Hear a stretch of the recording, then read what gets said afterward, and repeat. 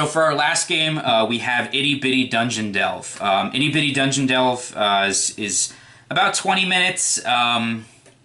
Sometimes it can go closer to 30, but it stays in that area. It's another two-player game. This whole first line is all two-player games with under half an hour of play, which I really like.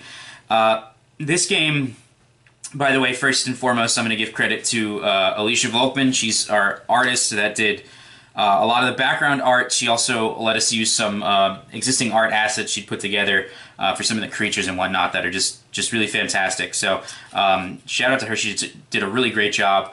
We're also, with this game, doing some adjustments with some color and some things like that. So you'll see when we kind of open this up. I personally kind of like it, but I know for some people, the card faces, there's a lot of bright pink, and I know some people that kind of can give you a headache when it's a lot of bright colors. So we're going to tone that down and actually do a little bit of different graphic work on here that hopefully will show off a little bit earlier on in the campaign what we're working for with that. So that's first off. And secondly, actually, there's a couple little surprises we may have for the campaign in terms of some of the cards. So one of them is going to be a surprise that we're going to use on what we have over here, these turn reference cards. It's going to be a neat little thing to come out. And we're also going to look at maybe swapping out some multiples of certain cards and maybe trying out some new abilities here or there, depending on how the campaign goes. So I'm pretty excited for that stuff to come out, but I wanted to keep it a big surprise announcement. So we'll just tease that info for right now. First off with this one, in this game you're trying to get to level 5, you're brand new adventurers, you're going down into these caverns, and you have this weird goal of just, you want to get the most experience, so you're trying to lure all the monsters and collect all the good items in your cavern so you can get as much experience as possible and beat out your opponent. And your goal is to get to level 5, which requires 70 experience points. If you want to, you could use these little side flaps on the box. You just kind of bend them up the other way a little bit, and so you could do that with these too, so it's not as springy. Bend them up a little bit, it sits pretty nicely. You can use spare cubes, or you know, if you have a little dry erase marker or something, yeah, maybe not that, but spare cubes or whatever you want to use, you can mark off the points here. You also could just use paper and pen, or if you remember them, if you've got a great number memory, you could write them down as well. But we'll go ahead and put that over there for now. So what's going to happen at the start of the game, each player is going to get a reference card. This card is going to have two sort of main jobs currently. The first is it's going to tell you how much experience everything is worth and how many copies of each card is in the game. So from 1 to 5 experience you can get on these objects, and there are 16 cards total. The cards range from stuff like weapons or items such as the Sunrod and the Smiter, which we'll get on talk about the Smiter in a little bit, or potions. There are arrow traps that you can trigger, and then there are monsters such as the Mimic, the Dragon, and the best monster ever created, the Jiggler. A little bit of a gelatinous cube, but a little cuter spin on it. So with these cards, they all have various abilities that we'll be able to use during the game. They'll let you swap cards around. They'll let you look at cards. Essentially, this is going to be a hidden information kind of a game. So it's about manipulating the tableau of cards that's out and trying to find out as much hidden information as possible. So what we're going to do is just shuffle these up a little bit and get them good and distributed. And what we'll be doing is we're going to start out by dealing 4 cards face down and aligned to each player, just like so. And you can kind of divide up the cards however you feel in terms of detailing those out. We'll do 4 to this player as well,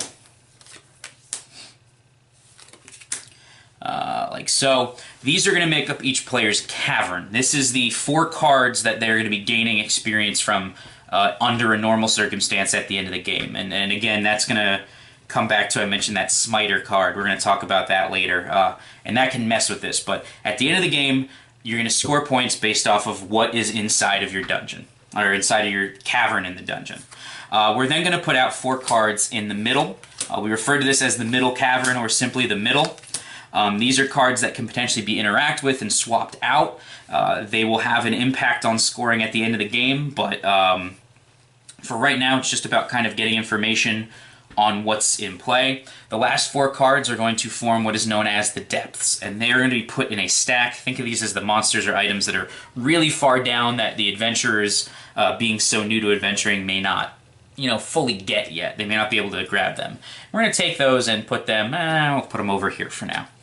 So they'll stay to the side. So how this is going to work, we'll assume that this player on the far side here ended up dealing first. So what this player is going to do is, after everything's dealt out, they are going to rotate the first card on their left in the middle 90 degrees. So what's going to happen is, this game is going to have a snaking set of actions. This person takes an action, then this person takes an action.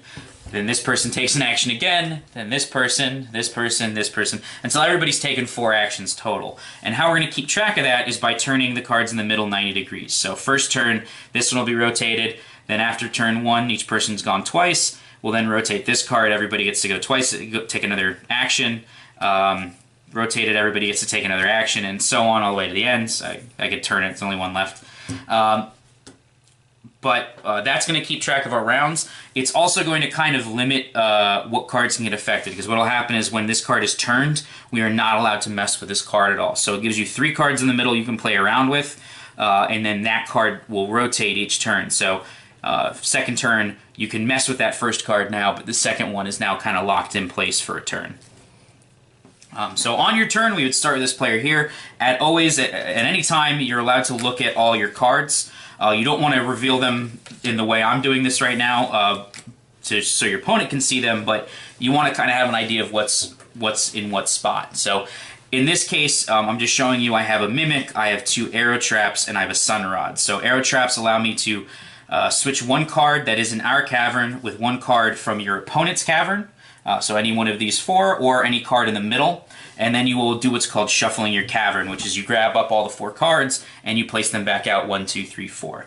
The Sun Rod lets you look at 1 card from your opponent's cavern, so just take a peek, see what it is, and then you could look at 1 card from the middle or 1 card from the depths. So you get to pull 1 card out of this deck, look at it, put it back, or look at one of the cards in the middle. And we're on turn 1, so let me make sure that's set. And then the Mimic over here, which is basically, you and your opponent are going to switch a card from their cavern with 1 in the middle. You both choose which card, so you'll say like, oh, I want to do this card, and your opponent says I want to do this card, and then you'll pick which ones from the middle either player's going to get. So for example, if I know that this is a really low card, this is a really high experience card, I can say I'm taking this one and you can get that one. We don't get to peek at those with the Mimic, but you can use the information you already have. So on my turn, I would sit there and say, you know what, all right, it's first turn, I get to go first. I want to get some more information about the way that this stuff works, because our big goal, as I said, is we want to make sure, let me flip those back over a second, we have as much experience as possible at the end of the game. So in this case right now, I'd get 3 experience from a Mimic, 1 from each arrow trap, 2 from the Sun Rod. That's going to give us a total of 7. 7's not really that high of a number. It's also going to be important to have as much experience as possible, because there will be bonuses awarded for whoever has the most experience in the overall out of all the caverns, and there will be a penalty if you have the least experience out of all the caverns, and that actually includes the middle, which we'll get to that in the scoring. But all right, I said I want to get some more information on this first turn. Let's just get to it. So I'm going to reveal my Sun Rod. So my opponent now knows that I have this Sun Rod here. They know it's worth 2 experience. I get to look at 1 card in their hand, so I'd say, all right, let me look at this card here. Oh, so they have a Jiggler. So a Jiggler lets you, it's kind of interesting, you do kind of like a little clockwork thing where your opponent puts a card in the, adds a card, or takes a card from the middle, excuse me. You take a card from them that's different than the one that they just took, and then you put 1 in the middle, so it kind of like cycles the cards around a little bit. It's also worth 4 experience, so that's a pretty big deal. And then, let's say I want to look at this 3rd card over here. I don't show my opponent this card, I would just look at it myself. But I see it's an arrow trap worth 1. So if I get a card later that I can swap stuff around, maybe I want to give my opponent this to get them less experience. So once that action is performed, I looked at the 2 cards I wanted to look at. I'm going to return the Sun Rod back to where it is. Now, we do this because there has to be a little bit of an element of memory with this hidden information. It's kind of about gathering and remembering what people have. You're also going to end up in a situation where we are keeping all these cards in the exact same location, and if they're replaced, it goes back to the exact same location, unless a card tells us we're allowed to shuffle shuffle our cavern, which just moves all the cards around. So it's a lot about memorizing like what's there, not necessarily always where it is, but what people have and trying to manipulate all the cards to your benefit. So now the opponent would go. So in this case, maybe they want to play... we did a looking card. What we got? Nah, I don't like that one. Wow, they got really good cards on this one. All right, well, let's play the Jiggler because we revealed that earlier. So I say, well, you know I got this Jiggler. And what I'm going to do over here with this Jiggler then is it says your opponent will take one card from the middle. So this opponent over here knows that they don't want this card, right? Because that was only worth one experience. So I say, all right, we're going to gamble on this one and take this card here. I then get to take one card from them. So what I'm going to do is look over and say, I know that's a Sunrod. I'm going to go with this card here because I don't know what that is yet, and we'll see what it is. So when I take that card from them, the card they just took is going to replace it. And then I have to take a card to now go in the middle. So in my case, I may say, what do we have here? Oh, there's this potion's only worth 2 experience. So let me go ahead and put this potion in the middle here, and I'll get my new card, which I then look at it, I see it's an arrow trap, and I get sad face because it's only worth 1. Now that that arrangement's happened, that's the end of the first turn. So I'm going to flip my Jiggler back over. We're then going to bring in our reference cards. So what's going to happen is we place the reference card on top of the card that we just used. And this is a reminder, on the next turn, we're not going to be able to use the card that's in that position. So on turn 2, this player can't use the card on this end. This player can't use the card that's kind of, over in this middle spot here. Now, I'm saying in that spot because it's possible that I played this card here, and then maybe when the Jiggler was played, instead of getting rid of one of my arrow traps, instead of my arrow traps getting taken, maybe my Sunrod got taken. Maybe this player wanted more stuff to see other cards. So this card can get replaced still, it can get swapped still, but whatever card goes back into that spot is not usable on the next turn. It also makes it weird when you shuffle your cards. If you play a card that lets you shuffle your cards, which maybe we'll do that this turn, you'll end up in a situation where whatever card ends up in that spot can't get used. So there could be a little risk-reward with taking a new card and potentially not being able to use it if you really want to. So anyway, we said we snake turn order, so now what's going to happen is this card's going to get upright, and we can look at that one. This card over here is going to turn 90 degrees, so it can't be affected by anything. And because we snake, the player that's actually on my right over here is going to get to go first. So this player is going to say, well, I got this fun new arrow trap. Woohoo, I'm super excited about that.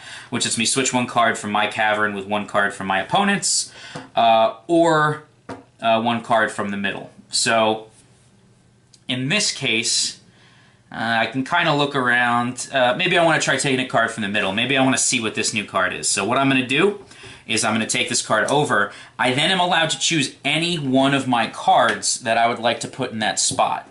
I can do the arrow trap because I'm not going to get to use it next turn. It's going to get covered up, and it's only worth 1 experience. Or if I had another card I wanted to get rid of over here, I could do that as well. In this case, I'm going to flip the arrow trap back over and put that here. So my opponent's going to know what it is, but I got rid of a weaker card. And then the new card's going to take its place. And we can see in here, oh look, it's a Sunrod. So that's not so bad. That's an upgrade there. And then again, this opponent's going to go through, and they're going to get to do the swap as well. They cannot use this card over here, so let's say that they now use... We had an arrow trap there. Ooh, this one's... They decided, oh, I'm going to play my dragon over here. So I can switch one card from my cavern with one card from the middle. So let's say I'm going to swap out this arrow trap here with what's on the side. And that's cool. I got a potion. All right. And then I get to place one card from my cavern at the bottom of the depths. So let's go ahead and say, oh, I just got that potion.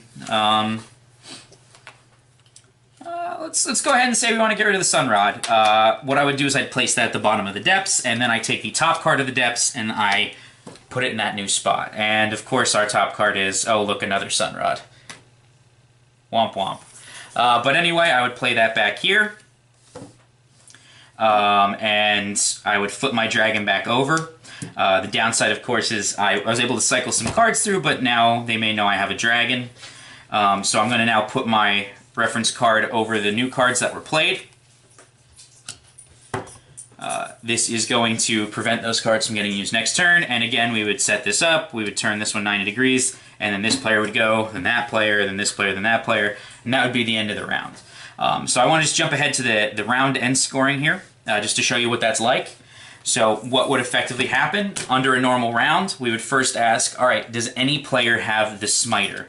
So the Smiter is a very special weapon card, and I'm just going through, I don't think anybody should have it here. And that is correct, nobody does. The Smiter is a very special weapon card that will impact scoring. So what we'll do is we'll do a standard scoring round, and then we'll substitute a card out for the Smiter and see what that would be like. So under standard scoring, both players would flip up their cavern, and then we'll also flip up the middle. Wow, okay, that's funny. All arrow traps. And we'll flip this cavern right here. So what happens is we calculate all 3 totals. Whoever has the highest total in their cavern will score whatever points they have, plus a 5-point bonus. Unless that highest total's in the middle, then nobody scores the points, and that would get the bonus. Whoever has the lowest cavern is going to score the points, experience points in their cavern, -5. So there's a penalty if you have the lowest. So in this case, our lowest cavern is 1, 2, 3, 4, and that's the one in the middle. You cannot go below 0 points. In fact, 4 is the lowest you can get outright. But so the cavern in the middle is the lowest one, so nobody's going to lose any points here. This player on my left side has 3, 5, 10, 12, and then this player is going to have 2, 6, 11, 14. So, this player scored more. They got a total of 14 experience points, so because they had the most of the 3, they're going to get the 5-point bonus. The middle one had the least of the 3, so if someone was scoring points from that, they would get the least. But in this case, right, we said there's no interference. This is our normal scoring. You get this, you get that. So this group would get 19 experience points. This player would get 12 experience points. Once that's all said and done, we mark that off. We then shuffle all the cards back up. We deal them back again to do another round, another delve. But let's go and take a look at our good friend, the Smiter. Oh, and really quickly, if there is a tie, so for example, if these groups both had 12, then they wouldn't get the bonus points for having the most. They just earn whatever it is they earned. If there's a tie for lowest, the same thing goes. A tie eliminates the bonus or the penalty. There it is, the next card. So this is the Smiter right here. This is what really makes this game fun and super interesting. This card could creep up into a player's cavern. So let's say this ended up in this cavern here.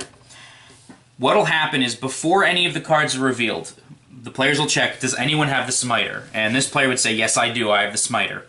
Now, the normal scoring is thrown out of the window. Instead, the player with the Smiter gets to pick their cavern, their opponent's cavern, or the middle.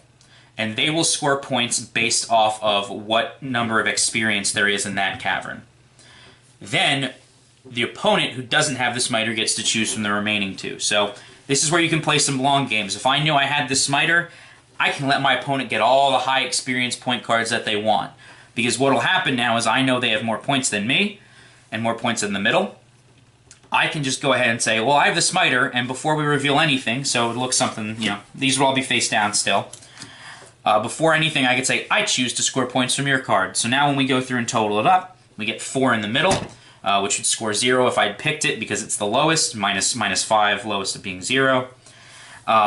This would have a total of 13. Smiter's worth 3, so it bumped up the score from before. This one that I chose would have a total of 14. This would be the most, so it would get a 5-point bonus. So maybe my opponent then picks my cavern, so instead of them getting 19 points, I get 19 and they only get 13. It gives me a 6-point edge. So the Smiter can really change it, but keep in mind, the Smiter could be in the depths, the Smiter could be in the middle, and in that instance, then nobody really has, you know, you don't know how you're necessarily going to score. You also could be hiding this so well that your opponent doesn't know they have it and they didn't get that information at all. So, excuse me. So the big thing with here is just finding out all the info you can and trying to get as much experience you can. And as I said, At the end of a round, if a person has hit at least 70 experience, they win. They reach level 5. They get out of the noob caverns and can go on with the rest of their journey. If 2 people hit 70 experience in the same round, whoever hits the higher total gets to be the winner. If one hits 70, the other hits 72. Whoever hits 72 wins.